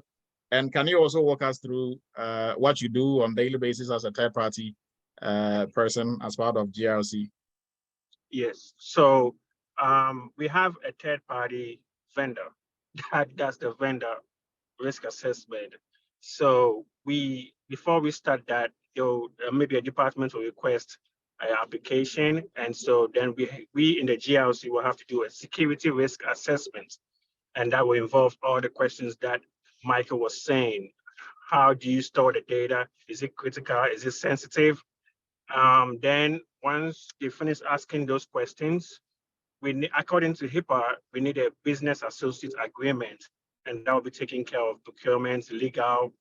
Then we have to follow up with, once all those, we've got the information of the vendor and whoever is the business owner of the application, we send it out to the company that does our vendor risk management. And then they would follow up, finish all the questions, and then we have to go into their portal and they will have different kinds of comments. Say this one is not using TLS 1.1. No, it's not using TLS 1.2, it's using TLS 1.1. So we have to let them make sure they use TLS 1.2 and above. We have people who just make comments like implement it instead of saying, how do you implement it? So we have various levels of questions and clarification we have to go into the portal. Once that is done, then we send it to our CIO who approves with conditions. So that's how the whole process goes for us. Okay, thank you, Michael. And so Michael, if I remember correctly, Michael was in the internship some number of internships ago, right? George. George. Sorry. I meant George, not Michael. Yes. I was with Lumen and yeah. Oh, okay. Too. Great. Yes. So how did your third party? How did the third party risk management projects we did? How did it help you on what you're doing now? It's the same thing. So I'm beaming with gladness that this really has prepared me for. I mean, it's nothing new. We don't have a tool, we use Excel, but just the fact that we've learned from your program, the basics, and also doing the internship has given me the edge and the confidence to be able to attack these things without any issue. I do have problems, but I mean, just that knowledge alone helps me a lot. And so I really appreciate it. Everybody should really do. And I can say, all our bitches come from third parties. We've had 24 incidents this year, all from third parties. So third party risk management, ransomwares, you can name it. And the good thing about our vendor is they have something called a ThreatScape, where they are able to go to the dark web and inform us on companies that have been breached. Then we have to activate an incident response. So third party is so very important. Okay, thanks. Thank you, Michael. Thank you, George. I don't know why I keep saying Michael. Thank you, George. Olan, please go ahead and ask your question. Thank you, George. I just want to ask a question based on those that have walked us through what they do. Okay. Though he made a little bit question about referred to it a little. I want to ask, how heavy do they use Excel as a tool in all these that they do? That's just the question I want to ask. Okay, so George can answer. Yes, I have not practiced Excel a lot, but I had to learn Excel on the go. My boss is also an Excel wizard. So, I mean, I also eventually I realized that, oh, I have to go back and do more learn more Excel, because you come to filter, you come to using lookups, you have to do so many things to do the analysis to be able to do Excel, because we don't have any tool. So, and then we have to create legends to use a graph, reports, and all from Excel. So Excel is very important if you don't have any tool you are using. So I will speak to that. That's what I can say. Okay, Noah and Michael. Okay, let them go ahead. I just want to ask, so in other words, you can use some tools outside the Excel. It would depend on the company. So I think in Michael's company, he's using Zen GRC. Yes. So I currently use Zen GRC, but I've been preaching this for quite a while, right? So most people try to focus on tools, cybersecurity tools. And I ask you, Dr. You can even testify. Most people on the call can say, I always preach Excel, Excel, Excel, Excel. Guys, like Excel is what is going to make you or break you in this industry. So forget about the cybersecurity tools. Those tools, once you get on the job, they are going to train you for those, right? By Excel, nobody's going to teach you Excel once you get on the job.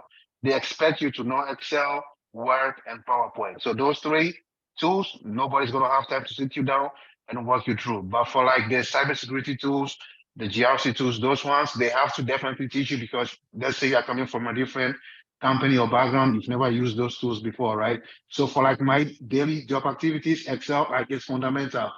Even though I do use GRC tools, without Excel, I will not be able to function, right? So when it comes to like compliance, auditing, which I am part of the auditing team, I use Excel for all my auditing purposes, right?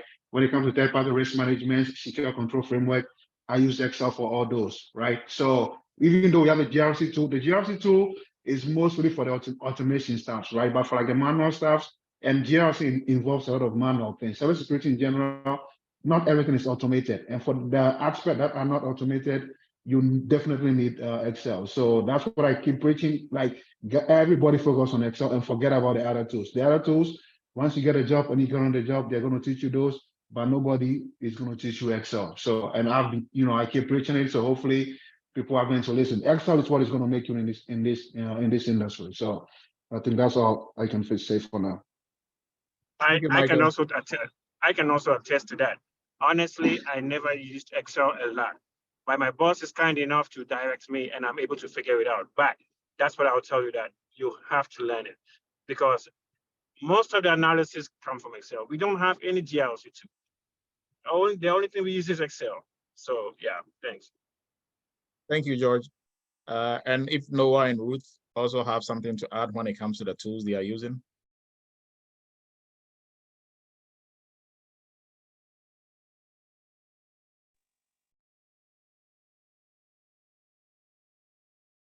Okay, Brian also put in here, he recommend Excel training.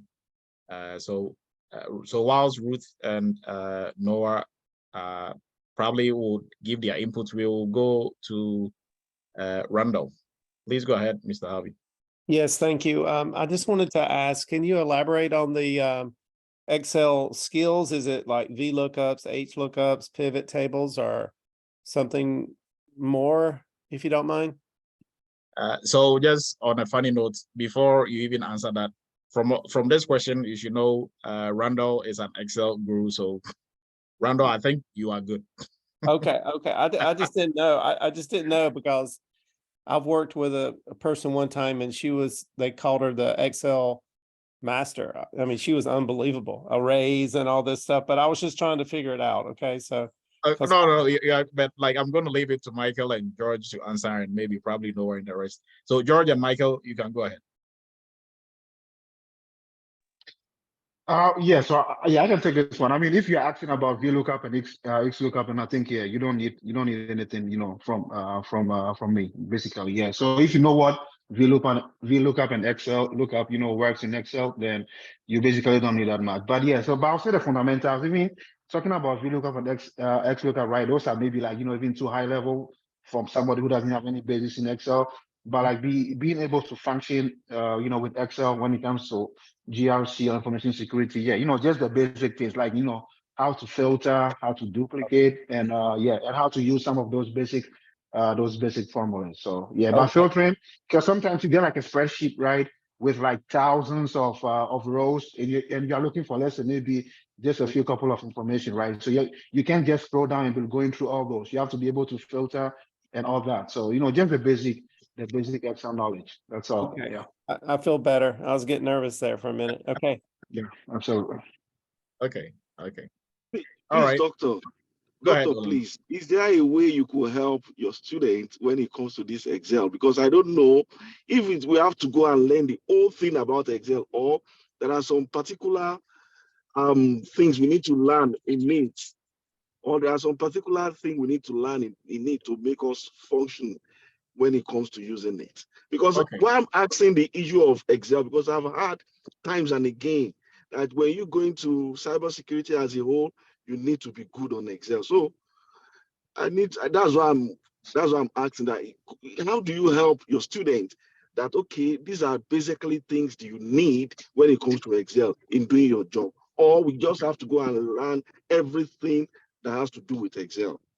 Okay, so for our training, most especially when it comes to the internship, you are forced to learn Excel, because for our internship, the normal cybersecurity entry level course internship, you are going to use Excel, PowerPoint, Excel. So if you don't know how to move around in Excel, you are going to learn the fundamentals, which is for the most part all you need to be able to move within Excel, right? And even for PCI, all our in-house tools are all Excel. So you'll be forced to, learn how to use it. Now for like Excel, you can get some YouTube videos on Excel just to go through the fundamentals. You don't need to be an Excel guru, so don't be overly concerned. You don't have to be an Excel guru.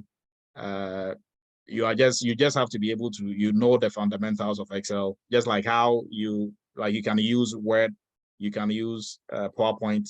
That is the same level of usage that you need for Excel, right? Now on the job, if there is more to be done, if you can move around, you can learn as you go, add a little bit to it as needed by what you are doing on the job, right? So I think with that, we are at a good stopping point. Is that good enough, Olan?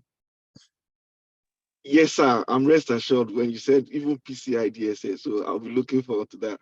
Yeah, there's a lot of Excel for all PCI folks who are done with the internship. Oh man, we're gonna bombard you with a lot of Excel tools, right? So Frank, go ahead, and then we are going to wrap it up. Yeah, Dr. Edu, yeah, I just want to chime this in.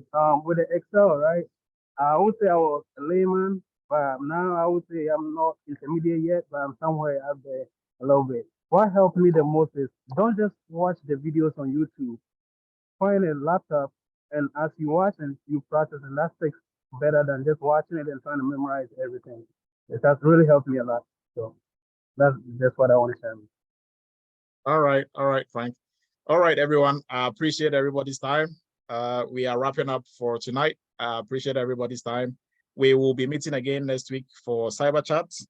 And we are going to come up with another topic similar to this one. So we are now going to dive into the different areas of cybersecurity, and we are going to treat all those and bring some of our own who are working in those spaces to come and help us with the discussion. So it's almost 2 hours into this. I appreciate everybody's time. Our entry-level course and the rest of the training, all next week, everything is still going on. For internship, we are still running 10 for the new folks and then 11 for the seniors.